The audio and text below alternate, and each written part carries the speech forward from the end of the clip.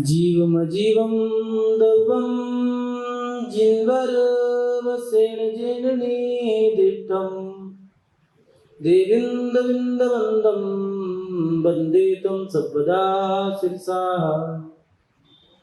नमो अरिहन्ताणं नमो सिद्धाणं नमो आयर्याणं नमो वज्रायाणं नमो लोहे सर्वसाऊणं।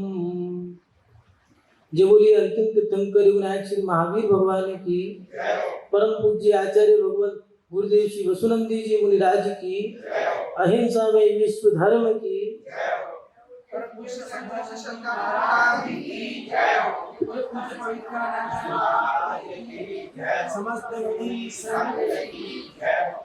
आत्म कल्याण के इच्छुक धर्म प्रेमी पुण्यात्मा एवं महानुभाव, हम अपने जीवन में शक्ति प्राप्त करना चाहते हैं। हम ऐसी शक्ति प्राप्त करना चाहते हैं जिसके माध्यम से हमारे सारे कार्य बन जाएं। लेकिन शक्ति प्राप्त होगी कहाँ से? कुछ लोग हताश रहते हैं, उदास रहते हैं, मायूस रहते हैं, निराश रहते हैं।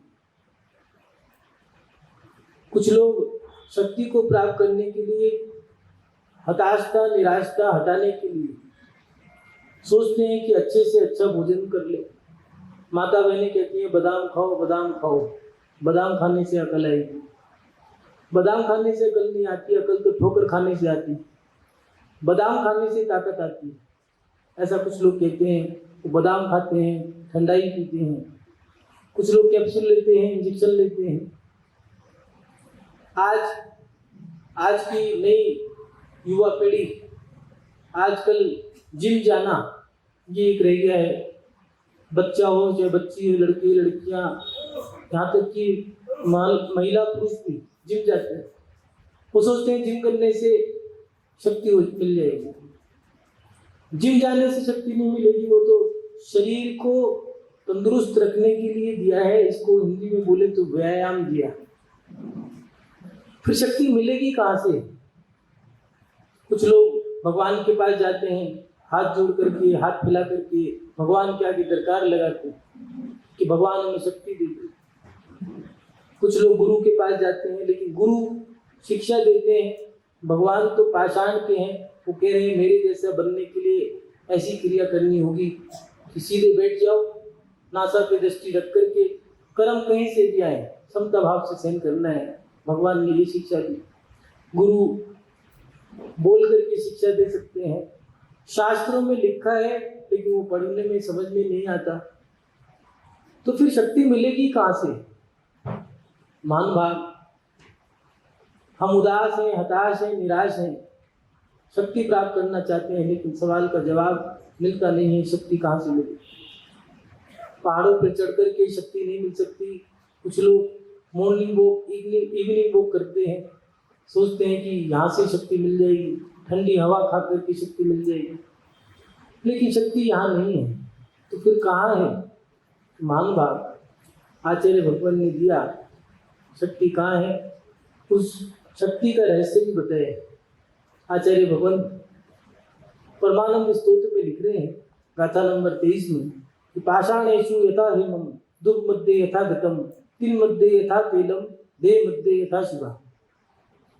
पाषाणेषु यथा हिमं, जिस प्रकार पत्थर में पानी, दूध में घी, तिल मध्ये यथा तेलम, तिलों में तेल होता है, उसी प्रकार देह मध्ये यथा शिवा, शरीर के अंदर आत्मा छुपी होती है, और इस आत्मा में ही हमारी शक्ति है।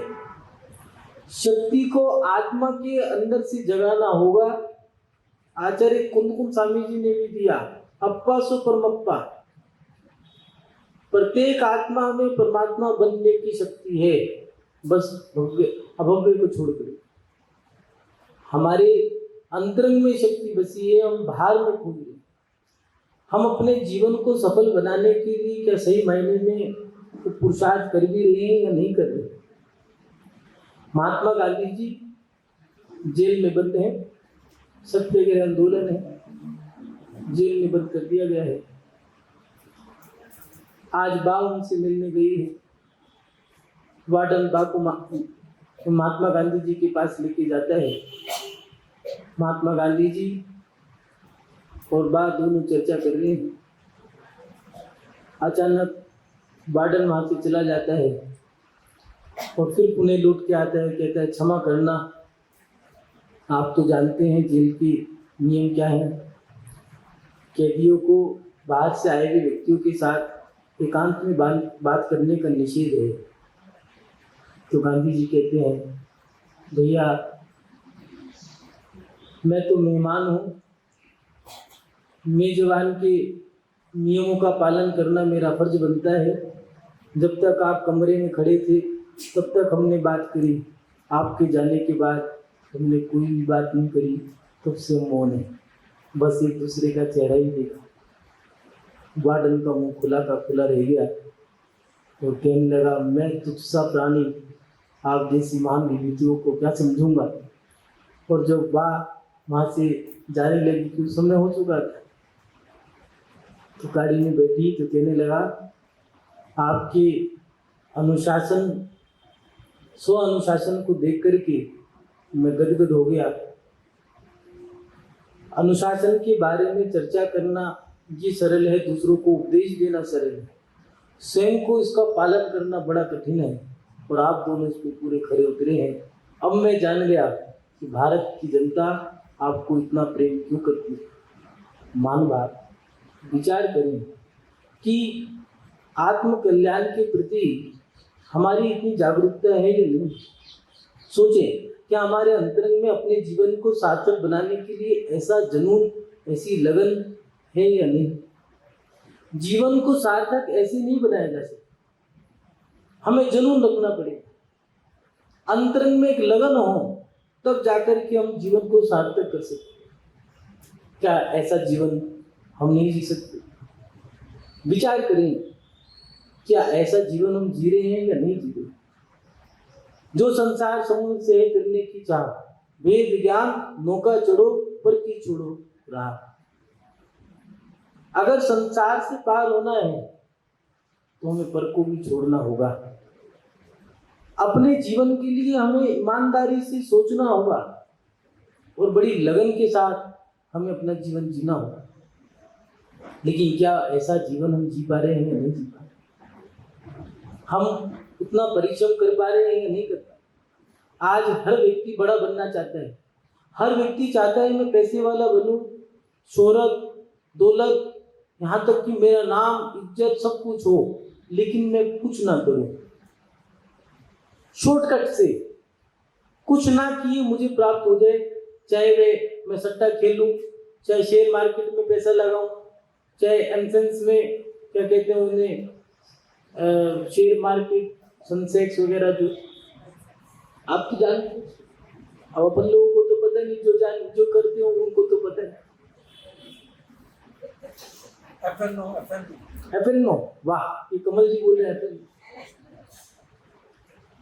हर व्यक्ति चाहता है कि मैं 2 रुपए लगा करके 100 रुपए ले लूं, 100 लगा करके 1000 से 10,000 कमा लूं, या 10,000 लगा करके लाख रुपए मिल जाए।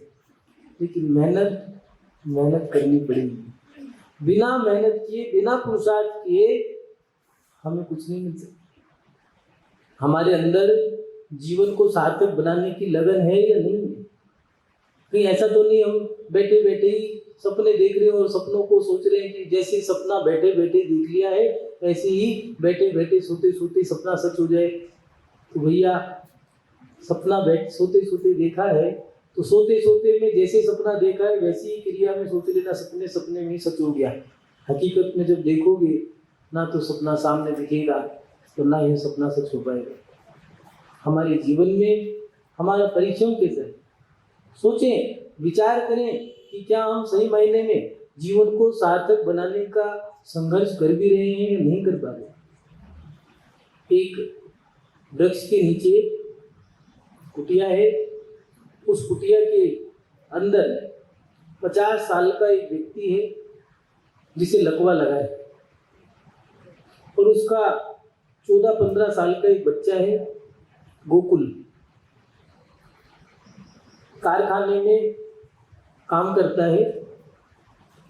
और गोकुल आज सुबह सुबह चने खा करके कारखाने में चला गया और कह के गया था, पिताजी मजूरी लेकर के आऊँगा और उससे जो सामग्री होगी रात को आकर के अपने हाथों से रोटी बना करके खिलाऊंगा, क्योंकि आज कुछ नहीं मिला, कल भी कुछ खाने को नहीं था घर में। जब गोकुल फैक्ट्री पे गया तो साहब से कहा कि साहब की मजूरी दे दो, तो उन्होंने कहा आज नहीं मिलेगी किसी को भी। रोने लगा, गिड़गिड़ाने लगा, लेकिन मना है तो मना है। जरूरी नहीं है अमीर व्यक्ति के अंदर दिल भावना उत्तम हो, गरीबी को समझना इसके लिए कठिनता है। गोकुल रास्ते से आ रहा था और आते हुए उसे सामने एक पर्स पड़ा हुआ मिला, तो उसने देखा पर्स तो वजनदार है। मन में घबराहट हो गई, इतनी रकम का पर्स से खोल के देखूं या नहीं देखूं। सोचने लगा जिसकी ये रकम है उसकी खो गई होगी तो उसे कितना दुख पहुंचेगा, क्योंकि वो जानता था पैसे की कीमत क्या होती है। हम नहीं जानते। जो पैसे खैरात में जिनको, या फिर ये कहो कि जिनको वसीयत में मिल गई है, बाप दादा के जमाने से जिनको पैसा मिला है, वो पैसे की कीमत नहीं जानते। पैसे की कदर धीरू भाई अंबानी से पूछो क्या, तीनों पेट्रोल पंप पर काम करके एक इतना बड़ा किला खड़ा कर दिया। पैसे की कीमत वो जानता है जो भिखारी से राजा बना है। पैसे की कीमत वो जानता है जो अखबार बेच करके राष्ट्रपति बना है। आप नहीं जान पाओ। वो व्यक्ति पैसे की कीमत नहीं जानता जिसको खैरात में मिला हो या फिर जमीन में गड़ा हुआ सोने का कलश मिल गया, वो क्या जाने। जिसने मेहनत करी हो, खून पसीने की कमाई, जिनने पापड़ बेले हो, वो जान सकता है कि पैसा क्या होता है, पैसे की कीमत क्या है। और वो जान गया कि जिसकी रकम है उस तक पहुँचानी चाहिए। पास में आग जल रही थी, गाड़ी के टायर के निशान थे और गाड़ी का धुआं भी अभी उड़ा ही था। वो समझ गया और उन्हें दौड़ लगाई। आधे घंटे तक गाड़ी के पीछे दौड़ता रहा। फिर जाकर के जब गाड़ी एक जगह रुकी तो उसने कहा, ठहरो, आपका कोई सामान तो नहीं खो गया? सबने अपना अपना सामान देखा तो सेठ जी तो हक्के बक्के रह गए। उन्होंने कहा, मेरा पर्स नहीं है। तो उस छोटे से बच्चे ने कहा कि ये कहीं आपका तो नहीं है? उन्होंने कहा, हाँ ये मेरा ही है, बताओ कितनी रकम है? उन्होंने कहा 42 रुपये, एक अठन्नी, एक दुअन्नी और घिसी हुई चांदी की चवन्नी इसमें होगी। उनने गिनती करी तो उतने ही पैसे निकले, दे दिए। सेठ जी पर्स लेने के बाद उनकी आंखें नम हो गई। सोचने लगे, इतनी बड़ी रकम, आज इसकी कोई वैल्यू नहीं, अब तो भिखारी भी नहीं लेगा इतनी रकम। लेकिन उस समय 42 रुपये की रकम बहुत बड़ी रकम, जहाँ 2 रुपये की तो तनख्वाह ही मिला करती थी, महीने की पगार। इतनी बड़ी रकम। सेठ जी ने कहा, ऐसा ईमानदार व्यक्ति तो मैंने पहली बार देखा। और सोचने लगे क्या किया जाए। गाड़ी से उतरे, उसकी पीठ थपथपाई और कहा, बेटा तुम्हारी ईमानदारी को देख करके मेरा मन खुश हो गया। लो, अपने बटुए में से 2 रुपये निकाल के उस गोकुल को देने लगे। तो कहने लगा, मेरे पिताजी ने भीख लेने से मना किया है। जाने लगा। सेठ जी चले गए। बस सेठ जी के दिल पे एक ऐसी छाप छूट गई कि वो जिंदगी भर उसे याद रखते। गोकुल अपने पिताजी के पास, चारपाई के पास जाकर के रोने लगा और कहने लगा, आज कुछ नहीं मिला।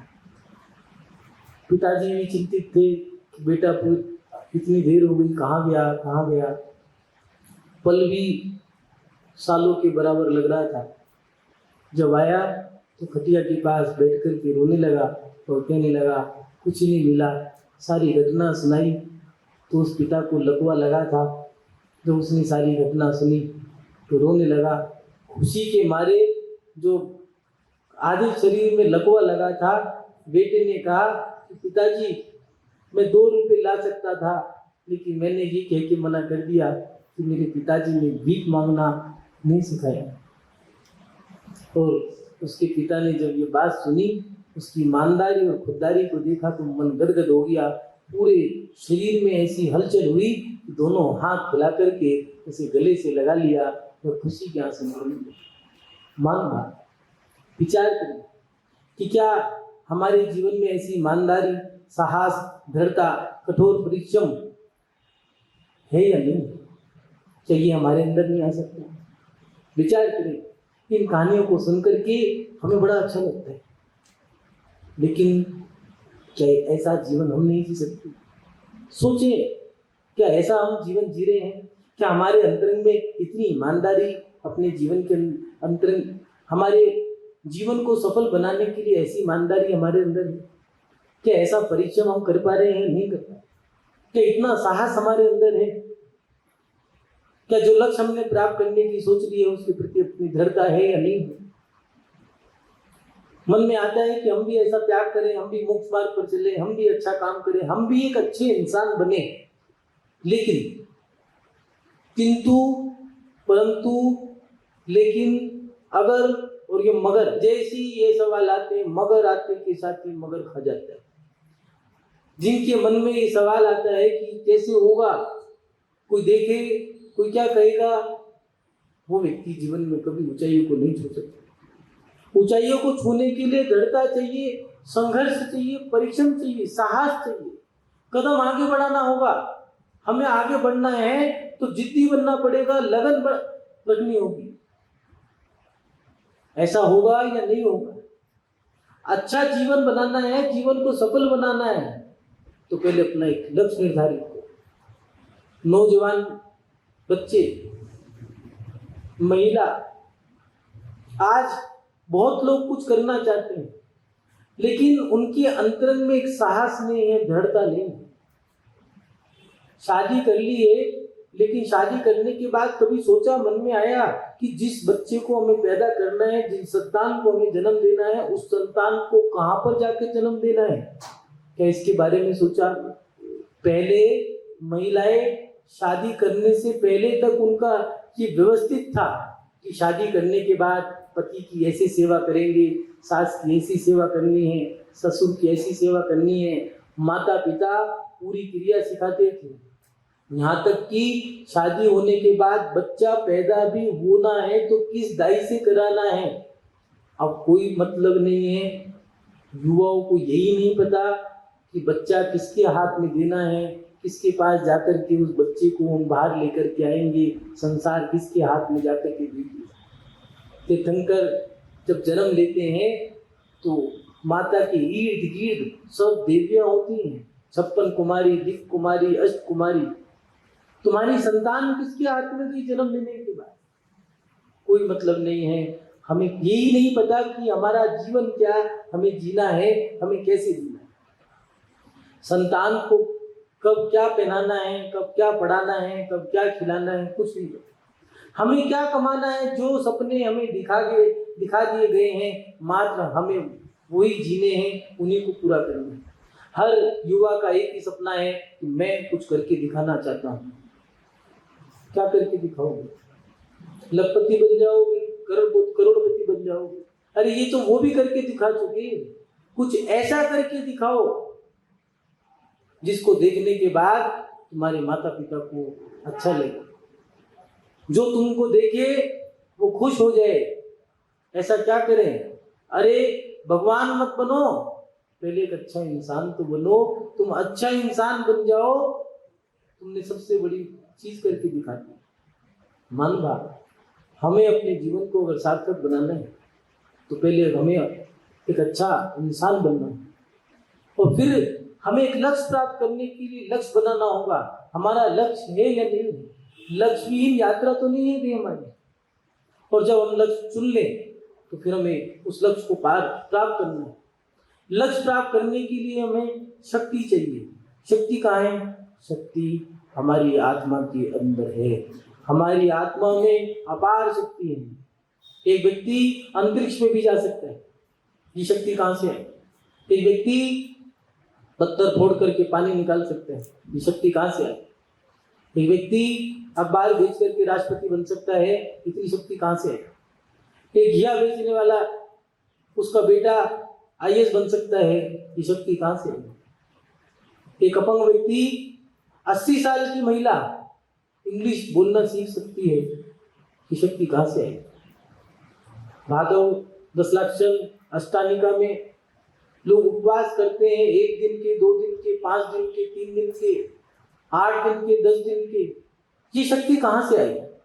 हमारे अंदर अपार शक्ति है, लेकिन उस शक्ति को हमें जगाना होगा। लोग कहते हैं आप साधु कैसे बन गए, इतनी शक्ति कहाँ से मिली? हम कहते हैं अरे साधु बनना आसान है, गृहस्थ का जीवन तो और कठिन है। एक दिन के अंदर कितने रिश्ते निभाने होते हैं, दादा दादी, नाना नानी, मम्मी पापा, पापा पापी, पापा पापी, पापी नहीं होते, अड़ोस पड़ोस, कुटुंब परिवार, भाई बहन, नाते रिश्ते, कुटुंब परिवार, इसके साथ साथ यार दोस्त, फिर ऑफिस का सर जो खा जाए ऐसा वो सर भी, फिर जो ऑफिस के यार दोस्त है उनको भी देखना है, पत्नी की रिश्तेदारी को भी निभाना है, साला और ऊपर से वो साली, उसका फोन आ गया तो बात ही करनी पड़े, खा रहे हो या ना खा रहे हो। सोते सोते भी अगर मैं मोबाइल उठा के देख लिया जरा क्या खोल के, किसका, साली का, अब तो बैठना पड़ेगा। इतनी जिम्मेदारियां, इतने रिश्ते हमें निभाने हैं, उसके साथ साथ समाज की जिम्मेदारियां, देश के प्रति भी कुछ जिम्मेदारियां हैं। अगर भारत बंद करना है तो उसमें भी हमें भाग लेना है, कोई आंदोलन छेड़ा है तो उसमें भी भाग लेना है, कोई मंदिर में कोई कार्यक्रम होना है उसमें भी भाग लेना है, समाज की कोई कार्यक्रम है तो उनमें भी भाग लेना है। इतनी जिम्मेदारी आप निभाते हो, कहाँ से आई इतनी शक्ति?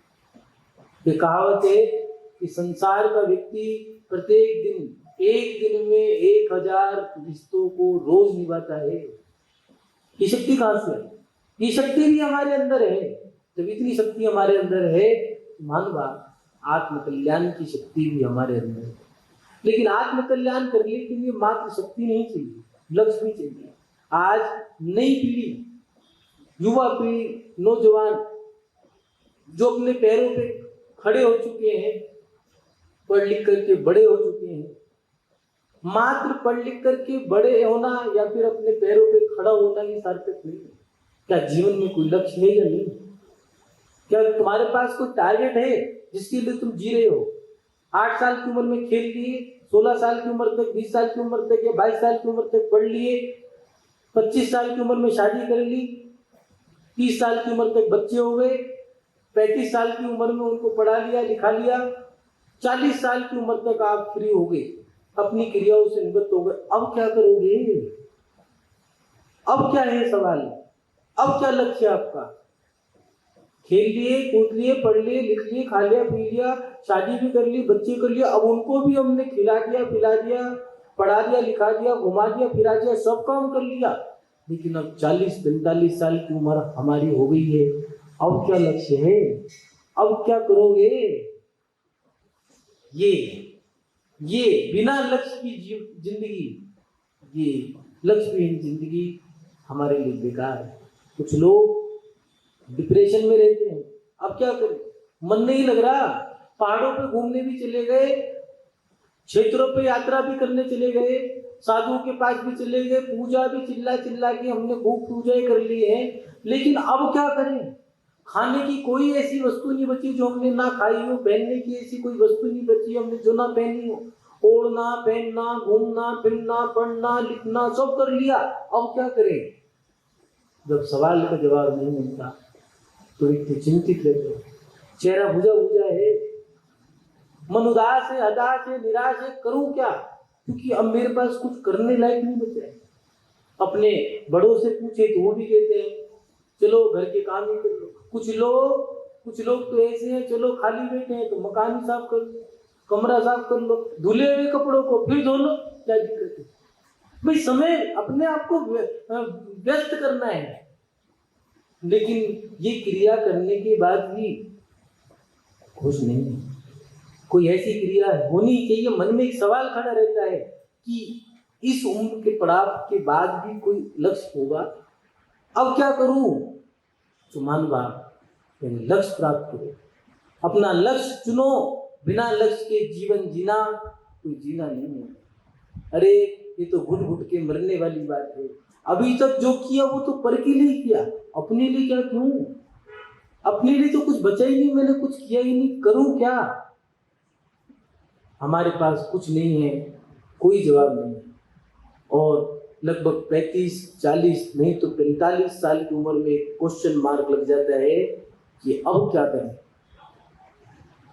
तुम्हारा बाप पहले अपनी आत्मा की शक्ति को तो टोलो, कितनी शक्ति है, वो शक्ति के अनुसार एक लक्ष्य बनाओ और लक्ष्य बना करके फिर अपने जीवन में उस लक्ष्य पर चल दो। और उस लक्ष्य में चलने के लिए तुम्हें संघर्ष करना होगा, दृढ़ता, साहस और उस परिश्रम के साथ जब आगे बढ़ोगे तो लक्ष्य प्राप्त होगा। हम अपने जीवन में उस लक्ष्य को प्राप्त करने के लिए शक्ति कहाँ से प्राप्त करें, ये सवाल खड़ा होता है। नौजवान पीढ़ी, युवा वो सोचते हैं कि शक्ति मार्केट से डब्बा ले आओ, डब्बे को खा जाओ। कैप्सूल खाने से, जिम जाने से, morning walk, evening walk, park में घूमने से या फिर दौड़ लगाने से शक्ति नहीं मिलेगी। ये तो शरीर के संतुलन को बनाने की क्रिया है। तो शक्ति कहाँ से मिलेगी? शक्ति हमारे अंतरंग में है, हमारी आत्मा में है। एक व्यक्ति पूरी फौज से लड़ सकता है। एक लड़की, भारत की सबसे पहली सीए आरसीबा बेगम, मैं उसके बारे में पढ़ रहा था कि कोई चार्टर्ड अकाउंटेंट कोई महिला बनी थी तो पहली महिला वो आरसीबा बेगम सीए बन गई। सोचो क्या ऐसी शक्ति हमारे अंदर नहीं? कुछ लोग प्रचार करते हैं आज पास हो, आज अब पास हो जाएंगे, अब पास होंगे, अब पास होंगे, नहीं पास हुए ठीक है, डिग्री फाड़ दी, हमें पढ़ना ही नहीं। अरे साहस तो हो, दृढ़ता तो हो, लक्ष्य के प्रति दृढ़ता हो, तब जाकर के लक्ष्य पूरा होगा। और वो लक्ष्य हमारी आत्मा की शक्ति को जगाने से होगा। अपनी आत्मा की शक्ति, हमारी शक्ति हमारे अंतरंग में है। किसी के आगे हाथ फैला करके भीख मांगने की जरूरत नहीं। भगवान के पास जाकर के भगवान हमें शक्ति दे दो, हमें पास कर दो, 21 रुपए का नारियल चढ़ा देंगे, ज्यादा हो तो 15 रुपए का दीपक और लगा देंगे, इससे हमें शक्ति नहीं मिलेगी। दीपक जलाने से, नारियल चढ़ाने से शक्ति नहीं मिलेगी। ये तो भक्ति का काम है, इससे शक्ति नहीं मिलेगी। भगवान को भगवान शक्ति नहीं देता है। भगवान कुछ नहीं देता। लोग कहते हैं भगवान बहुत कुछ देगा, भगवान तो पत्थर का है। वो तो मात्र नहीं कह रहा है मुझे देख लो, मुझ जैसा बनना है, बस। तो शक्ति कहाँ मिलेगी? गुरु तो शिक्षा देंगे, नेताओं के पास जाओगे तो भाषण देंगे, तो शक्ति कहाँ मिलेगी? शक्ति हमारे अंतर में है। हमारी शक्ति को हमें जगाना होगा। ये शक्ति ये अंतरंग में छुपी है। एक व्यक्ति, अखबार बेचने वाला व्यक्ति, मछुआरे का बेटा, कभी सोचा होगा, सपना देखा होगा आपने कि वो राष्ट्रपति बन सकता है? एक मेंढक भी देव बन सकता है, कभी किसी ने सोचा होगा? कुत्ता, सांप, नेवला, इंसान का बच्चा, कुत्ते का बच्चा, बिल्ली का बच्चा, सब लोग अपनी गोद में खिलाते हैं।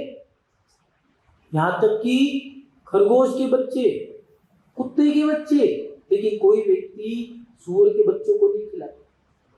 लेकिन सूअर जैसा व्यक्ति भी देव बना है। ये शक्ति कहां से मिली? सोचो, हिरनी अपने बच्चे को बचाने के लिए शेर से लड़ सकती है, कहां से आई इतनी शक्ति? किसी ने नहीं दी। ये शक्ति हमारे अंदर छुपी है, हमारी आत्मा में अपार शक्ति है। ये शक्ति को जब आप टटोलोगे, जागृत करोगे, तो हम बाप अपने लक्ष्य को प्राप्त कर पाओगे। आज की नौजवान पीढ़ी सोचती है हम अपनी शक्ति कहाँ से इकट्ठी करें। वो सोचते हैं माँ बाप हमें शक्ति देंगे, गुरु या भगवान हमें शक्ति देंगे। किताबों को पढ़ते हैं कि शक्ति किताबों से मिलेगी, लेकिन शक्ति यहाँ नहीं है। शक्ति हमारे अंतरंग में है। हम उस शक्ति को जब जागृत करेंगे तो